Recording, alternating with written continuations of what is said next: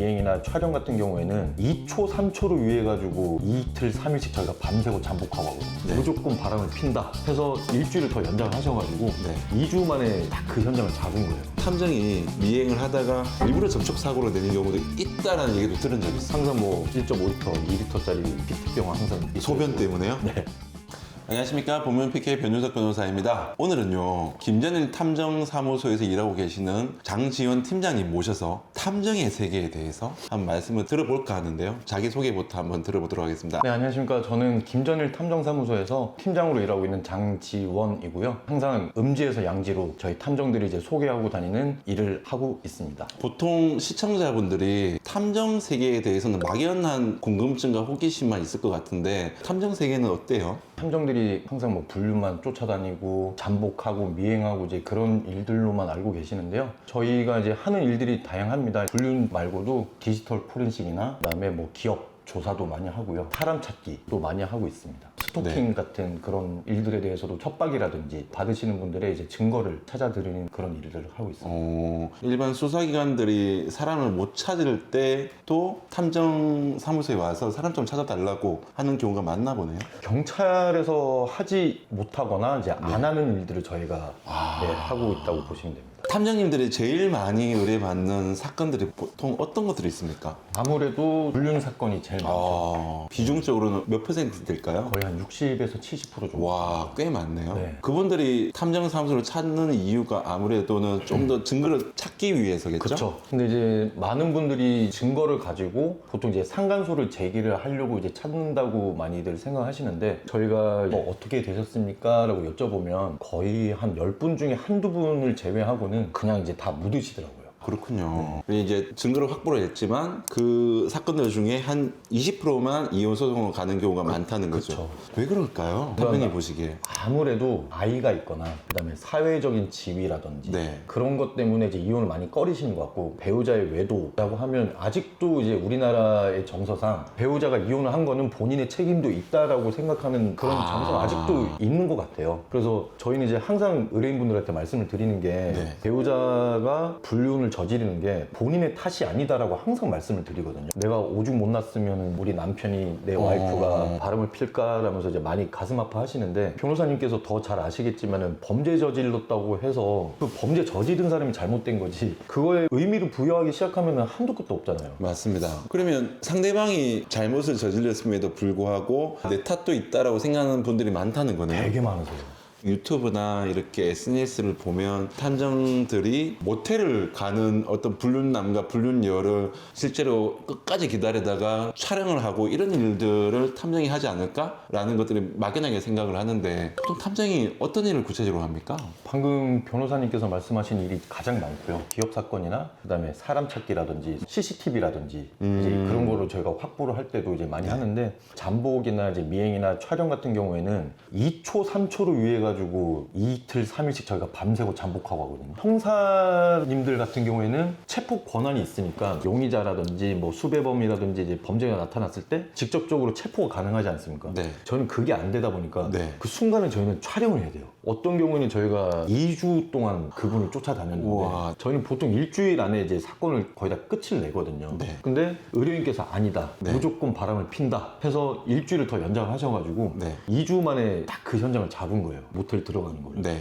저희가 이제 초회 상담 같은 경우가 제일 네. 중요한 게 정보를 이제 어디까지 받느냐가 가장 중요하거든요. 그쵸. 이분이 뭐 회사, 그다음 출퇴근 시간, 차량 번호, 그다음에 하루 뭐 일과 동선 이런 걸 저희가 다 안다 그러면 정말 쉽죠. 근데 의뢰인께서 자기 배우자가 단순히 그냥 바람 피는 것 같다 이러면 저희는 이제 엄청 힘든 겁니다. 제가 우연히 들은 게 불륜의 상대방에 대해서 인적사항도 모르는 경우에는 탐정사무소에 있는 탐정이 미행을 하다가 일부러 접촉사고로 내는 경우도 있다라는 얘기도 들은 적이 있어요. 저도 들었어요. 실제로 불가피하게 그런 경우도 있을 수도 있겠네요. 있죠. 근데 저희가 그렇게까지는 해본 적은 없고요. 왜냐면은 굳이 사고를 안 내더라도 네. 네. 그 차에 번호도 있을 거고 전화번호 있으면 그 사람의 특정이 되면 그 사람 쫓아다니면 되지. 굳이 거기 사고를 내가지고 만약에 사고를 냈는데 인사사고가 난다거나 만약에 그랬을 때 그 뒤에 오는 다른 일들에 대해서 맞아요. 책임이라든지 돈도 나가고. 돈도 돈인데 만약에 그분이 나중에 그걸 알았을 때 우리가 그 형사적인 처벌을 고의로 사고를 낸 거니까. 맞습니다. 잠복 기간이 일주일에서 뭐 길 때는 2주인 경우도 있다라고 말씀하셨는데 그 1초, 2초를 잡아내기 위해서 집에도 못 가고 그 자동차에서 컵라면 먹으면서 끝까지 모텔 앞에서 기다리거나 불륜남의 주거지 앞에서 기다리면서 잠복을 하는 경우가 꽤 많이 있겠네요. 거의 대부분이죠. 정말 고생하시겠네요. 항상 뭐 1.5리터, 2리터짜리 PT병은 항상 있어요. 소변 때문에요? 네. 아, 화장실을 못 가는 거예요? 보통 제가 2인 1조로 네. 움직입니다. 갑자기 현장이 몰리거나 이렇게 됐을 때 네. 저희 직원들이라는 게 이제 한계가 있지 않습니까? 그렇죠. 그럼 혼자 있는 경우도 종종 있어요. 오늘 혼자 간다 하면 이제 슈퍼나 편의점 들러서 다 사야 되죠.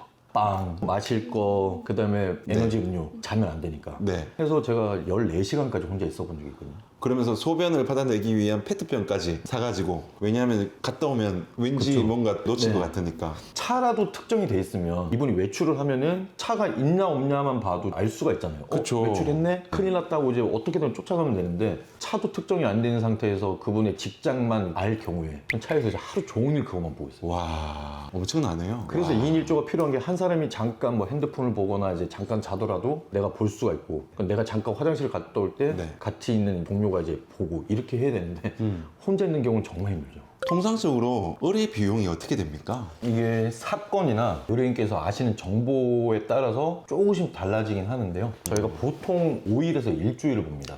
5일에서 일주일 정도를 보는데 500 정도가 평균적으로 500이네요. 네. 부가세 별도인가요? 네, 별도입니다. 네. 그래서 이게 500만 원이 책정이 되는 게 하루에 거의 100만 원 정도를 보거든요. 저희가 3명에서 4명, 많게는 저희가 6명까지도 들어가거든요. 이게 출입구가 하나만 있으면 2명만 있어도 상관이 없습니다. 그쵸. 근데 대단지 아파트 같은 경우에는 출입구, 그 다음에 지하 주차장 1, 2층 출입구가 뭐 한 8개, 9개씩 되는 경우도 있고, 그쵸. 그러면 거기마다 이제 요원들이 다 배치가 돼야 되고요. 일주일에 500 너무 비싸지 않냐 하는데 인건비만 따져봐도, 최저 시급으로 따져봐도 그쵸. 하루에 인건비가 가장 많이 나가죠. 유류비, 그 다음에 식대, 이것까지 다 포함하게 되면 그나마 제일 합리적이지 않을까. 그리고 여기서 이제 구독자분들이 좀 의심을 하셔야 되는 부분이, 뭐 일주일 하는데 300만 원이다, 200만 원이다, 이건 네. 진짜 의심을 해보셔야 돼요. 말이 안 됩니다. 혼자서 하면 가능하겠죠? 내 인건비 사람들한테 안 나가고 내 것만 챙기면 200만 원 가능할 건데 과연 혼자서 이 사건을 해결할 수 있을까라는 그렇죠. 생각이 드는 거죠. 만약에 연장을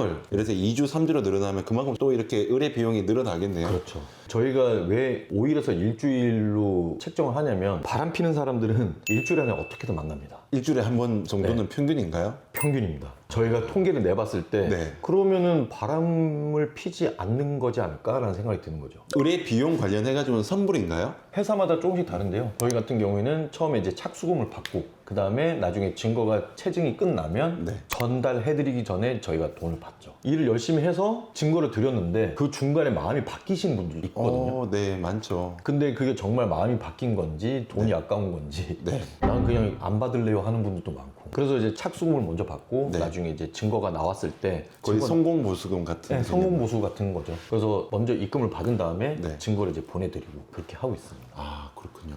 탐정님이 보시기에 탐정의 장점은 뭘까요? 장점이요. 네. 이제 딱 그 순간을 잡았을 때 그 도파민, 그 다음에 성취감. 남자들은 다 그런 마음이 있지 않습니까? 어렸을 때부터 탐정이라든지 이제 형사라든지 네. 그런 직업에 대한 로망이 있는데, 경찰관 분들하고는 저희가 또 결이 좀 다르다 보니까 네. 많은 사람들이 좀 특이하게 보시는 경우도 있고요. 요즘에 탐정학 개론 관련 책 감수도 보고 계시죠? 네, 하고 있습니다. 네. 지금 교양서적인데 네. 이것이 탐정이다라는 아. 책에 지금 네. 감수 작업을 하고 있습니다. 그러면 탐정의 단점은 뭘까요?